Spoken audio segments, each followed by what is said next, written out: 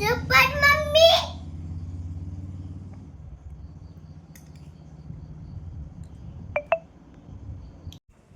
Hello ಎಲ್ಲರಿಗೂ ನಮಸ್ಕಾರ. Welcome back to my YouTube channel. ಇವತ್ತು ನಾನು ಒಂದು ಡೆಸರ್ಟ್ ರೆಸಿಪಿ ಮಾಡ್ತಾಯಿದ್ದೀನಿ.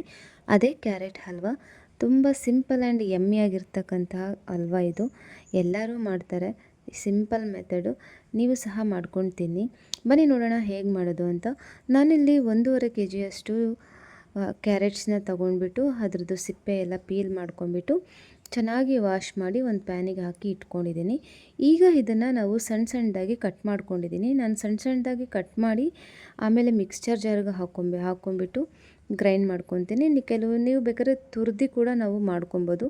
ನಾನಿಲ್ಲಿ ತುರಿಯೋ ಅಷ್ಟು ಟೈಮ್ ಇರಲಿಲ್ಲ, ಸೊ ಹಾಗಾಗಿ ಈ ಥರ ಸಣ್ಣದಾಗಿ ನೋಡಿ ಕಟ್ ಮಾಡಿ ಇಟ್ಕೊಂಡ್ಬಿಟ್ಟು ಈಗ ಇದನ್ನು ನಾನು ಒಂದು ಮಿಕ್ಸ್ಚರ್ ಜಾರಿಗೆ ಹಾಕ್ಕೊಂಬಿಟ್ಟು ಗ್ರೈಂಡ್ ಮಾಡ್ಕೊತಾ ಇದ್ದೀನಿ. ಈ ಕನ್ಸಿಸ್ಟೆನ್ಸಿ ಬರೋ ತನಕ ಗ್ರೈಂಡ್ ಮಾಡ್ಕೊಂಬಿಟ್ಟು ಈಗ ಇದನ್ನು ಒಂದು ಪ್ಯಾನಿಗೆ ಟ್ರಾನ್ಸ್ಫರ್ ಮಾಡ್ಕೊಬೇಕು.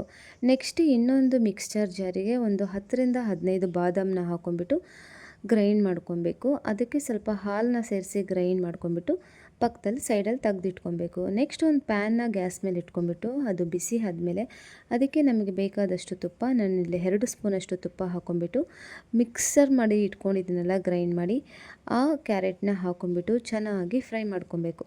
ನೋಡಿ ಇಲ್ಲಿ ನಾನು ಮಾಡ್ಕೊತಿದ್ದೀನಲ್ಲ ಈ ರೀತಿ ಚೆನ್ನಾಗಿ ಫ್ರೈ ಮಾಡ್ಕೊಬೇಕು. ಮತ್ತು ಇದಕ್ಕೆ ಮಧ್ಯದಲ್ಲಿ ತುಪ್ಪನ ಸೇರಿಸಿ ನಾವು ಫ್ರೈ ಮಾಡ್ಕೊಬೇಕು.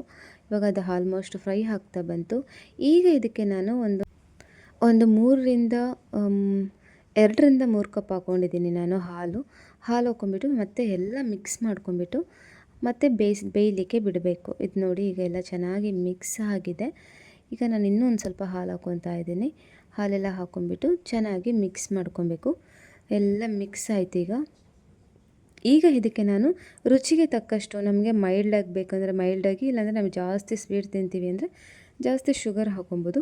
ನಾನಿಲ್ಲಿ ಮೈಲ್ಡಾಗಿ ಮಾಡ್ತಾಯಿದ್ದೀನಿ. ಸೊ 1 ಕಪ್ ಆಫ್ ಶುಗರ್ ಹಾಕ್ಕೊಂಬಿಟ್ಟು ಮತ್ತೆ ಚೆನ್ನಾಗಿ ಮಿಕ್ಸ್ ಮಾಡ್ಕೊತೀನಿ. ಈಗ ಶುಗರ್ ಹಾಕಿದ್ಮೇಲೆ ಈಗಲೂ ಸಹ ಒಂದು ಸ್ಪೂನಷ್ಟು ತುಪ್ಪ ಹಾಕ್ಕೊತಿದ್ದೀನಿ. ಈಗ ಶುಗರ್ ಹಾಲೆಲ್ಲ ಹಾಕಿದ್ದೀವಲ್ಲ ಅದು ಸ್ವಲ್ಪ ನೀರು ಥರ ಆಗಿರುತ್ತೆ. ಸೊ ಇದನ್ನು ನಾವು ಗಟ್ಟಿ ಆಗಬೇಕಂದ್ರೆ ಚೆನ್ನಾಗಿ ಬೇಯಿಸ್ಕೊಬೇಕು. ಇನ್ನೂ ಚೆನ್ನಾಗಿ ಅದರ ನೀರಿನ ಅಂಶ ಎಲ್ಲ ಕಡಿಮೆ ಆಗೋ ತನಕ ಚೆನ್ನಾಗಿ ಬಾಯ್ಲ್ ಮಾಡ್ಕೊಬೇಕು. ಈಗ ಇದಕ್ಕೆ ನಾನು ಬಾದಾಮನ್ನ ಮಿಕ್ಸ್ ಮಾಡ್ಕೊಂಡಿದ್ನಲ್ಲ ಅದನ್ನು ಸಹ ಸೇರಿಸ್ಕೊಂಡಿದ್ದೀನಿ. ಒಂದು ಒಳ್ಳೆ ಟೇಸ್ಟ್ ಸಿಗುತ್ತೆ ಈ ಬಾದಾಮ್ ಮಿಕ್ಸರ್ ಹಾಕೋದ್ರಿಂದ.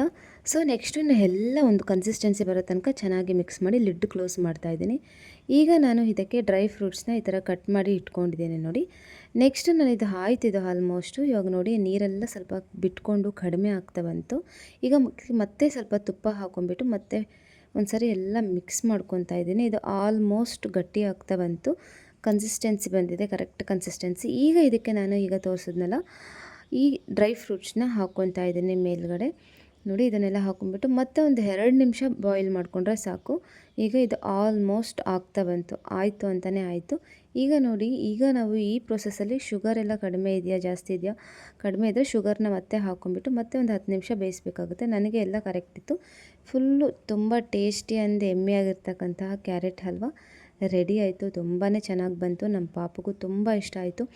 ಮಕ್ಕಳಿಗೆ ಅವಾಗವಾಗ ಮನೇಲಿ ಏನಾದರೂ ಡೆಸರ್ಟ್ಸ್ ಏನಾದರೂ ಕೇಳಿದಾಗ ಈ ಥರ ಸಿಂಪಲ್ಲಾಗಿ ಮಾಡಿಕೊಟ್ರೆ ಅವರು ಖುಷಿಯಾಗಿ ತಿಂತಾರೆ. ಇದೇ ಥರ ಸಿಂಪಲ್ ರೆಸಿಪೀಸ್ಗಾಗಿ ನನ್ನ ಚಾನಲ್ನ ಸಬ್ಸ್ಕ್ರೈಬ್ ಮಾಡಿ. Thank you for watching.